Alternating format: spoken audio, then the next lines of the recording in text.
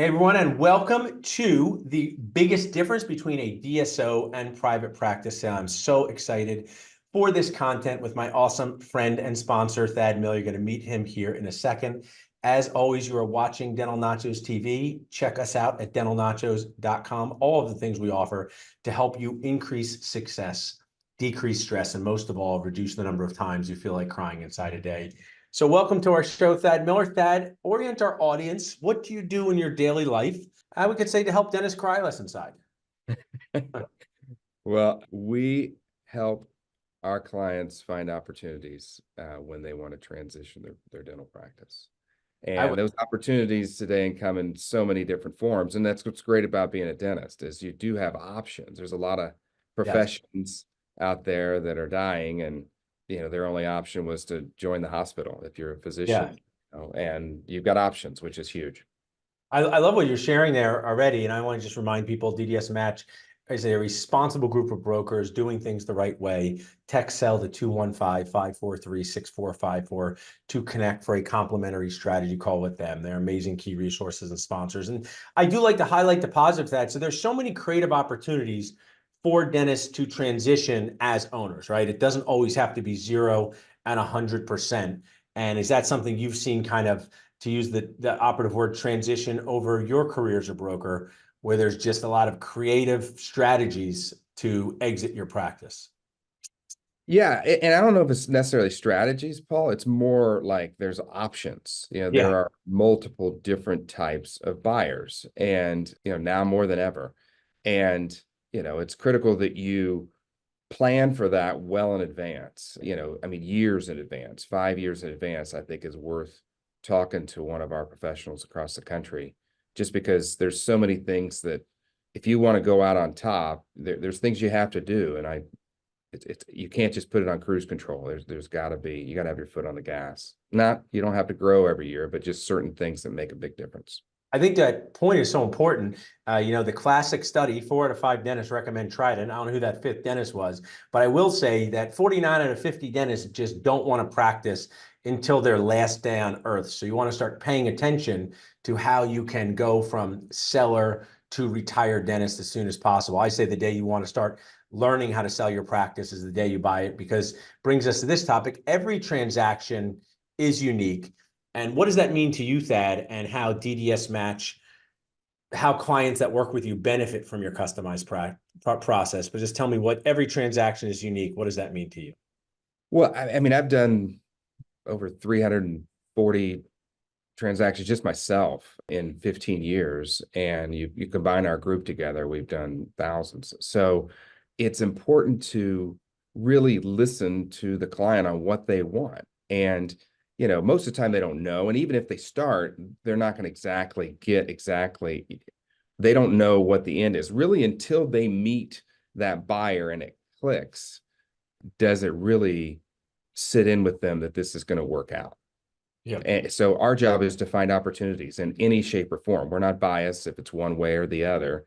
We're just trying to answer the plea of our client to do it in the highest form possible, because it's personal to them, and they've got staff, they've got patients that they've taken care of. They're in a community that relies on them to provide health care. So, I think it's important that we really listen and find the fit for them.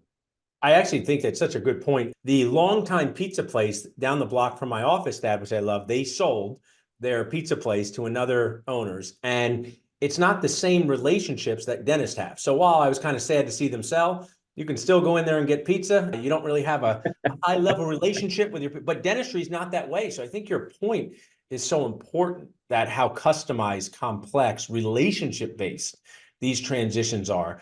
Dentists have been taking care of their community. It's even me as a 46-year-old dentist, sometimes I check a hygiene patient. I say, I thought you used to be 5 years old and now they're in college. And I realize, I didn't stop aging even though I wanted to. So I think that's such a key point to the process here that you're making. Tell me this, Thad, before we get to the next question.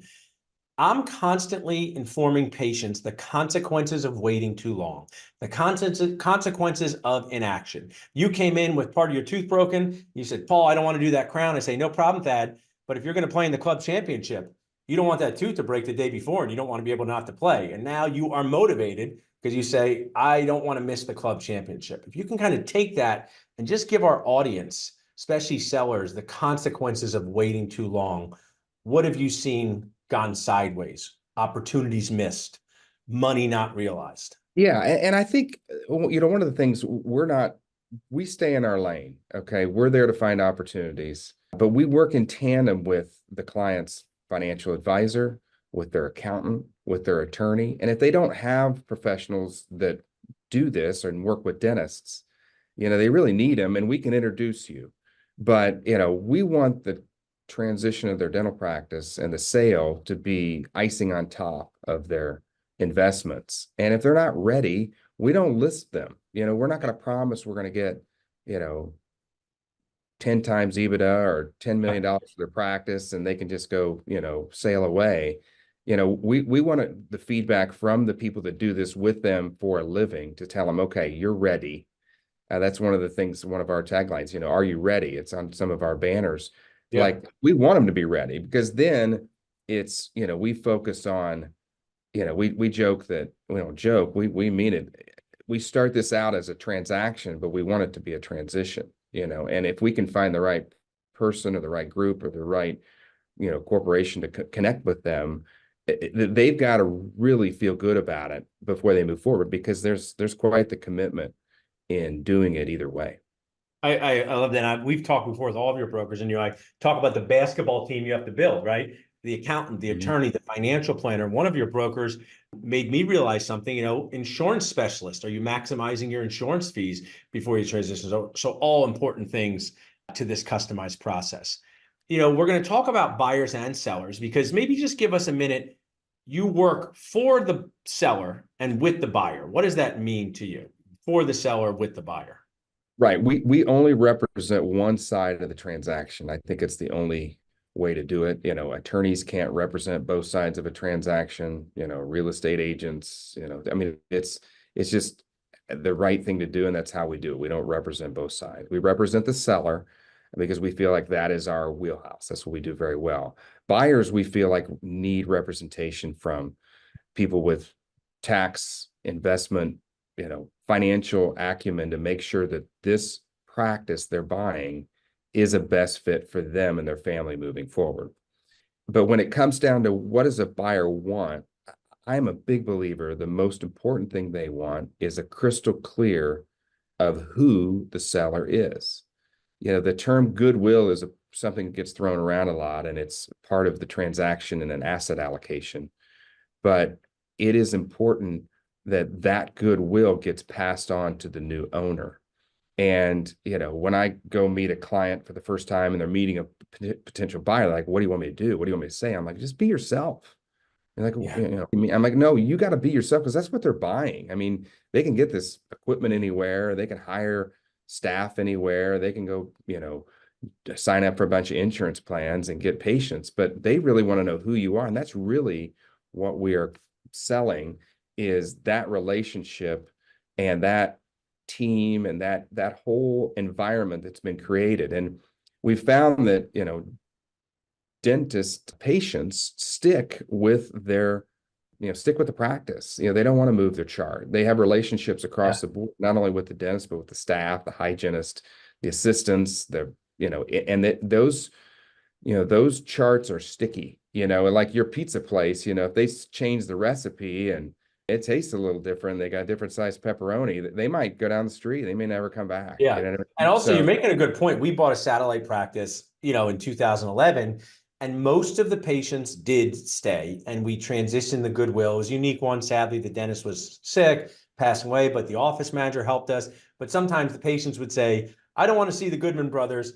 I'm going to go find a new dentist. And the office manager would sometimes say, well, you got to find a new dentist anyway. Why don't you give us a chance? And she was able to convert some of them. And I think that point is so key that you want to know who you're buying, what you're buying, an accurate representation. The theme of this talk is the biggest difference between, a DSO and private practice sale. If someone was just listening in now, Thad, and said, I want to know that answer, what is the biggest difference between a private practice and DSO sale? What would you tell them? I'd say it's two things. It's two words, commitment and control. If you sell to a DSO, you've got to really invest in who that group is and who you're going to be working with, because majority of the time you're going to be there 3 to 5 years, because that's part of the deal. You don't get the full outlay till the future, and there's got to be some things to happen to get the full outlay of the I love that. The two C's. I'm a big C. So commitment yeah. control. Let's really break this down so we can help a lot of people with education. And I'm going to lay up, dental pun intended, the practice. My name is Dr. Nacho, Dr. Nacho's House of Dentistry, and Guac does $2 million a year, Thad. In this scenario, let's just make me a solo practice owner with a hygienist. So I do $2 million a year, and now I could sell my practice to a private practice buyer. I could sell my practice to a DSO. Before we talk about the other C you might add in is cost, right? But before we talk about EBITDA, like my shirt says, just walk us through those differences to Paul Goodman, the $2 million a year solo GP with the DSO and the private practice route. What's that going to feel like? Yeah, I mean, every one of our conversations, and these are free to any of your listeners or anybody, is a confidential, complimentary conversation about more C's. Hey, how about that, Paul? Yeah, I like that. About where, what's important to them. And, really I sold two practices about 3 months apart, and they both did $2 million. One was to a private buyer, and the other one was to a DSO. And they were very similar. It's just the difference was the sellers wanted two different things. The one seller just wanted to work for a short period of time after the sale and move on. And the other one was looking for somebody to invest in their practice, grow the practice, bring on associates. And she wanted to focus on, what she loved about dentistry going forward. And she wanted a partner. So that, she was willing to Tell give. me that the one who sold, so you got the practice, private practice owner, private practice sale, $2 million. Hmm? What was the commitment of time that that seller gave to the private practice buyer? 6 months, a year, 18 months? What was that commitment? Well, honestly, they were willing to work, up to 3 months. But when we got down to it, it was almost like a turnkey. It was less than a week after So the that's sale. the WWF tag team. One owner in, Yeah, one owner out. I'm all yeah, playing golf. yeah. So people who are paying attention, your spouse is a big part of this, your family's a big part of this, your team's a big part of it. When you sell to a private practice buyer, and I don't think people think about this quite enough, Thad, that staying for a short period of time has different impacts on different people. To the seller, it could be perfect. They're now in Arizona. Now the Mhm. team has a brand new face leading them, right? A brand new private practice face. They just need to be aware of that. Over in the DSO transition, the corporate transition, what was the time commitment that that seller had made? Uh, at least 3 years, but it was probably going to be more like a 10 year because she was young and healthy and So that's at least 3 years, she yeah, commits to 3 years, right. and it could be longer. So that seller was in a totally different mindset than Yeah, the first one. correct. Correct. So what I think we're talking about, feelings matter. The first private practice seller would not want to explore 3, 4, 5 more years of working in the practice. Not at And all. then on the other side, the corporate one, they didn't want to leave in 3 months. Yeah. Yeah. Uh, And it's again, we uncover this in our first conversation, even before we list the practice. We want to kind of know. And now again, things can change. We'll market practices to find right. all kinds of opportunities, and we'll vet them, you know, before we even tell the client who the dentist is and where they're at. We'll get a feel for who we're talking to, and then share that back with our client. And then if they want us to share their information or share who they are, we'll do that. But if they're not interested, they're not interested. And that's part of, our goal is we want our clients to continue to do what they do best, and that's run their dental practice and let us help find them opportunities that they can choose from, and then go through the process of investigating, is this right for them. I love that show. Now, Thad, you and your awesome team are partnering with us as sponsors, and maybe you're getting a taste of what the dental social media world is like through the Dental Nachos Facebook group. And I will share, there's a lot of irresponsible information out there. Just like when I go on my town Facebook group and someone says a crown is a scam, your dentist is trying to scam you. And I want to tell Mrs. Smith, that's not true. So when you go into the social media world, I think some of your brokers are watching, you probably go, oh my gosh, I can't believe they think that. But that's what they think, right? That's what they think. So we need here to educate them. Let's go to the C word cost, the $2 million sale of the private practice buyer. If it's confidential, maybe we could just use round numbers. What did they sell that practice for?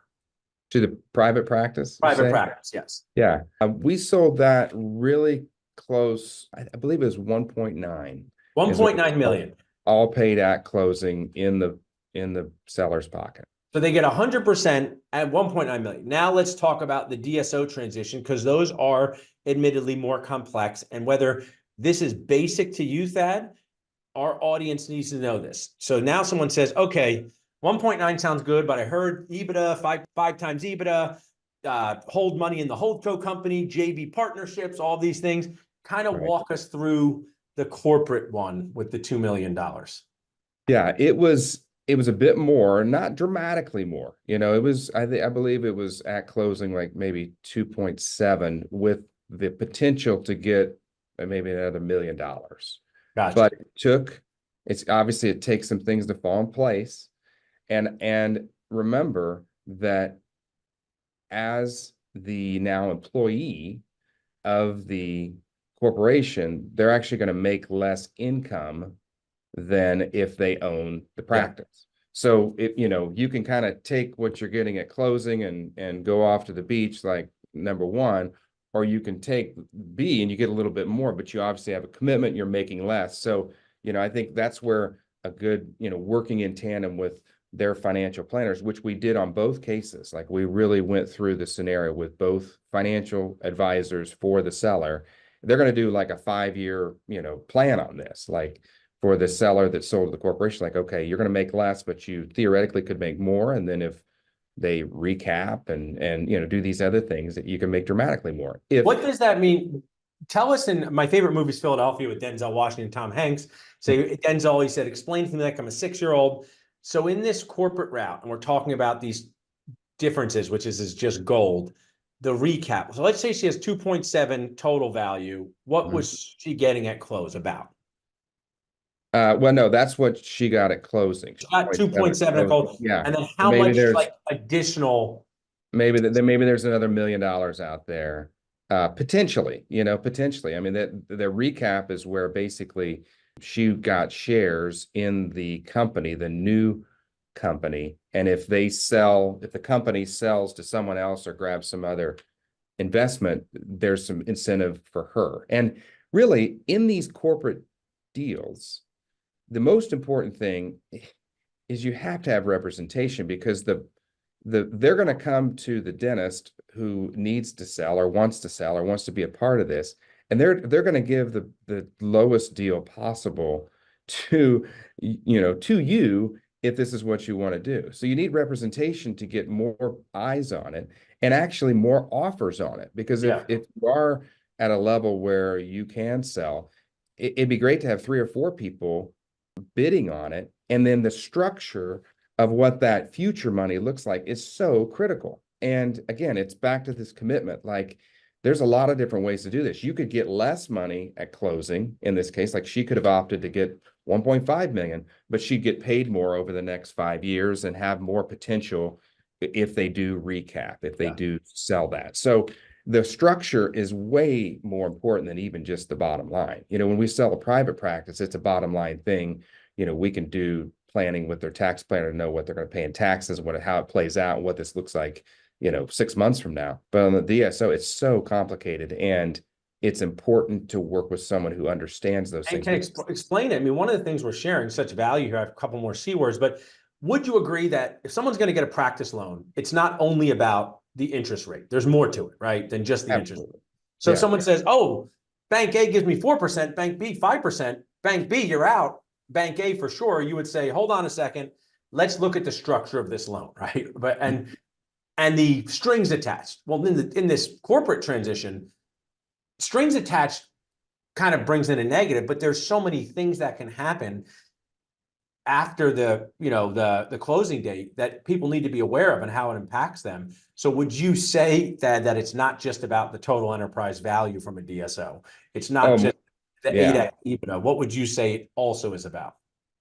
I mean, it's all about the structure and how it fits in the life of the selling dentist. It really is all that. And there's obviously there's conjecture on all of it because you don't even know if they're going to recap. You don't even know what the future is going to look like of the seller. So, or of the buyer from that component. So, I think you got to go into eyes wide open, and I think you need a team in place. That's why we offer our services because we've been through this before. And And you said something that the C's that I was going to talk about are compare and contrast, and Mhm. why that I would like to give these tips for decision making. So there's someone in my phone from this morning who said, "Hey, Paul, I don't know if I want you to advertise my associate position yet because our current associate has a really good friend that might want to work for us. So let's see if she works out first, and then we'll advertise with you." And I said, "There's some risk to that.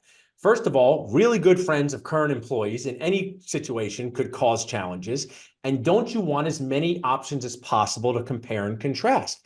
That friend might not be the best fit. But what's even better is if you interview 4 people and the friend is the best fit, you now know you have context, another C word. Tell us why when someone goes, "Oh, I don't need to talk to you. My best friend's brother's going to buy my practice. They told me they're going to buy my practice." Why is this compare and contrast? The more options, you just said it with the DSO. Why is it so critical for seller success? I mean, just because they haven't done it before, I mean, they just haven't, most sellers haven't done this before. And, most of our clients we work with, when we get to the closing table, they're grateful for the time we spent and we earned our fee because again, this is life's work. This is not, these are relationships. Dentistry is a relationship game. It's not like your pizza parlor. I mean, I'm sure they have, staff that they love at the pizza parlor and, families that have come in for years, but, dentists are actually caring for people. I mean, that's what you took the oath to do. So I'm sure, I mean, most of the practices I work with, they care dearly about what happens next. And that's a critical piece in this whole thing is you take the time to find the right fit so you feel really good about, the legacy. Yeah, and I will also add, I want my team to to make all these C buzzwords. Is it reasonable for a seller to think they want to create competition for their life's work? Is that a, whether it's a private practice sale or a DSO sale, is creating competition a valuable thing to the seller? I don't know if it's competition. I think it's really just finding the right match. I mean, I really mean that. I mean, it is such a passion for us to feel good about what we did. I mean, we go to closings with champagne and we do a toast, and most of the time there's tears involved. So we wanted to feel like they did the right thing. You know what really classes up a champagne thing? Bring some nachos with it next time. That's it. Bring some, but maybe I didn't frame it right. Is that to find the right match, you want to have more choices in anything in life. So you can say, if it's a DSO that says, "I want you to work for 3 years at 30% of your production, but you got to do X, Y, and Z," you want to be able to compare and contrast to another DSO, and this is the Yeah, same. So I think that muscle, so to speak, I have the biceps of creating good options is a fit for both a private practice and DSO sale. Sellers and absolutely. successful sellers. Anything else Absolutely. I missed on the successful seller traits, strategies that you wanted to highlight before we moved on? I mean, I do think that the seller needs to put themselves in the spot of the buyer too. I mean, I think it's important for them to look back when they purchased, or when they started the practice, that they're in the shoes that the buyer's coming into this with, because the buyer's coming in with their own anxieties too. They have student loans, they're committing to this area, they're committing to Yeah. take a chance that these patients are going to continue to come back. So there's a lot of consternation on the buyer's side too, and that's where, like I said, pairing the buyer up with good professionals, if it's financial advisors, accountants that focus on dentists, attorneys, just to make sure that they can move forward with confidence. It just makes everything a lot smoother when we actually sit down and tell the staff what's happening and there's a new owner. I love that. And now I like this concept bring up of happiness. I mean, for our audience and someone who is, how many brokers are on your team, Thad? We are in 47 states, and we've got 53 people out there talking to dentists on a consistent So I basis. am talking to someone who has a team that talks to as many sellers as anyone, right? You're constantly talking to sellers and you're talking to them before the transition, during the transition, and even after the transition.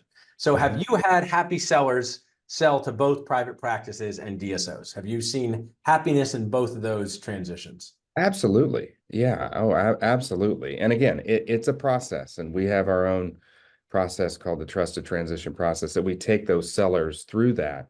And whenever we get, off path, we try and bring them back to the transition process just to keep us on track, because it's a journey for sure. And, we're good at it, and this is all we do. This is all we focus on.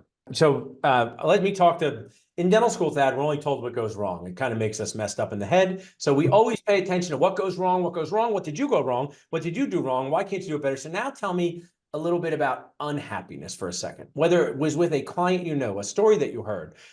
What could cause unhappiness in these differences? Private practice unhappiness, DSO unhappiness. What is where they, because I see online, five of my friends sold to DSOs and they all hate it. Or my friend sold to a private practice buyer and they ruined his practice. Now, these are sometimes dramatic feelings that get thrown out there. But if you had to watch out for this unhappiness thing, what would you tell a seller out there that's listening in? I mean, I would say it all comes down to, you know, choosing the right fit, and it's just like anything, being impatient and cutting Yes. corners. I think, one of the things that we focus on is being incredibly transparent with the opportunities we have. We use third-party business valuations to expose anything going on in the practice. If a dentist is riding their Ferrari off, through the Yeah. practice or something like that, we're going to expose that on the front end.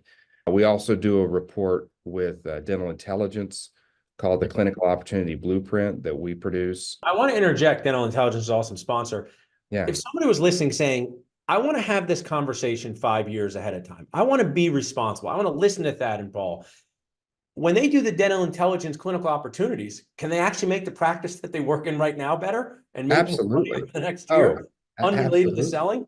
Yeah, absolutely. If there's things that they're interested in doing, but they don't know, what the output would be, they don't know what the income generation could be in the practice by maybe placing implants or doing more root canal or something like that. This report actually shows them, and it also shows where they're missing out on, patients reappointing and things. So the clinical opportunity blueprint has been an incredible thing for us to I show think that's worth it. transparency. Just, I mean, one of the things, and this is, we're going to spend about another 10 minutes. If people have questions, they can add them in. If you would like to get this recording, just text recording to 215-543-6454. I'm going to share how you can reach out to Thad and his team for these complimentary consultations. One of the things is like, and I've said this to sellers, I've done this, like, you only have to sell your practice when you want to sell your practice, but Right. start preparing to sell your practice before that day comes, because desperation causes disasters. That's one of my quotes. I mean, if you want to talk dentist, that, and you talk to your client, say,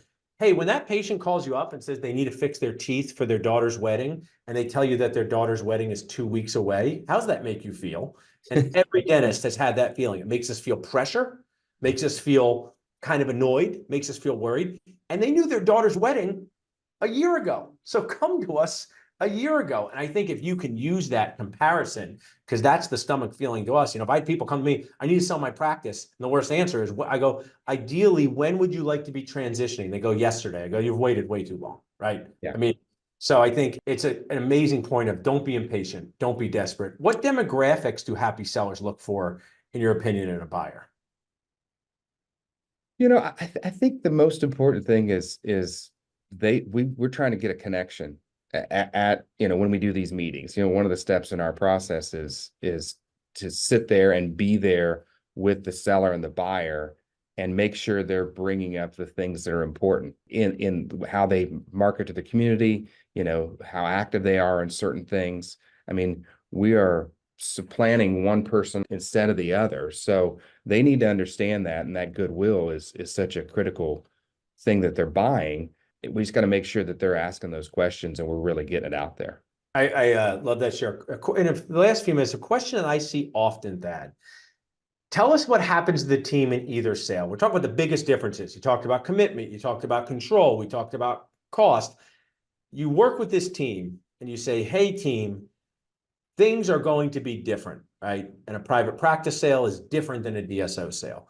Mhm. Tell me a little bit about the team. Do they get fired immediately? Do they leave? What have you seen in your travels? You know, No. someone saying, oh my gosh, I don't know what I'm going to say to my team. Make them feel a little less anxious. Well, one of the things we do, which I feel is somewhat unique, is we will go with the dentist when they tell their staff. I And like it's over usually a lunch appointment. And I walk in there and they're like, who is this guy? And I'm like, and I explain to them and I tell them, hey, it wasn't doctor's idea to not tell you this was going on. It was my idea. So you can blame me. And here's why. And I go through the reasons why, because obviously our buyers who are looking at these practices, they're working somewhere and they don't want their boss to find out they're looking to buy a practice somewhere else. And it's a small industry. And I say, you know, hygienist, you might tell a friend that you met a young dentist looking at the practice and they actually work at the practice and find out. So we do that for our clients. We'll be there with the seller when they tell them. This is when the documents are signed, when it's all, you know, papered up and ready to go. But I think it's important to do that to really let them talk about it, not in front of the new owner, Yeah. and basically give the points on why my client chose this person or this group to do this or this DSO. And then at the end of the day, we try and keep that gap pretty tight on, you know, them wondering who the monster is who bought their practice. Yeah. At the end of the day, they meet the buyer and they usually have a, you know, sit down and say, hey, this is what I'm doing. This is how I'm doing. You are all, I know what you make, you know, I'm not going to change, you know, your compensation or your hours or anything like that. So we've already talked through all that, and it helps them process what's going on. And in a weird way, I enjoy that meeting. I don't know why, because we've had tears, we've had anger, we've had all kinds of things in Yeah. those I meetings. like that. But You should wear a catcher's mask and bring donuts and nachos. You need both for that one, Dad. I need You a gotta bullet. as many Yeah, fries yeah. as you can. I need the The whole catcher's catcher's due gear. to But catch a we should fly have ball. we should have a sequel or a Rocky Twos for Philadelphia of how not to tell your team, because I have Exactly. stories on how not to tell the team, how not to manage it, how Right. not, and I think that that would be very, very valuable. I want to remind everyone we're talking with Thad Miller with DDSmatch, our awesome key resource and sponsor. You can text the word sell to 215-543-6454 to set up a complimentary strategy call on making one of the biggest decisions of your career. My goal, Thad, is to move people from analysis paralysis to momentum. So if someone is listening in, watching the recording, say, okay, Paul and Thad have convinced me, I got to get started. I'm going to reach out to the DDSmatch team. What happens on that strategy call? Do they need to bring their numbers? Do you just have a conversation? How does that work? It's just a conversation. Honestly, it starts with just a phone call. And ideally, we would like that to be after hours, you know, maybe when they're sitting on their back deck or on their day off, just to kind of open up their mind on, you know, to tell us what's going on with the practice, where the opportunities are with the practice. We call it a DOS call, dangers, opportunities, and strengths. I like that. And it helps us to all of our um, DDS professionals are trained on this, and it really just helps us set a scope of where we're going to go. And there's times when I get finished with the call, and I'm like, you're not ready, and this is what you should do. You should circle back with your advisor. You should circle back with, you know, some other, you know, people that we can introduce them to, and then we just stay in touch, and maybe we give them tips on tidying up things. But if that call is a positive one, then we'll follow up with a follow-up from the call, and then we'll sit down and meet them at the practice after hours, you know, when there's not patients or staff around, to really kind of get into the heart of how we can help them. Awesome, Dow. I love what you share. It's never too early to start planning to make one of the biggest decisions of your career. You can text sell to 215-543-6454 or connect with our team, the awesome Brandon Hill, who's listening in, helps sellers make decisions and buyers make decisions. You can reach out to us at transitions@dentalnachos.com. Thank you so much for sharing with me today, Thad. Thanks, Paul. Good seeing you.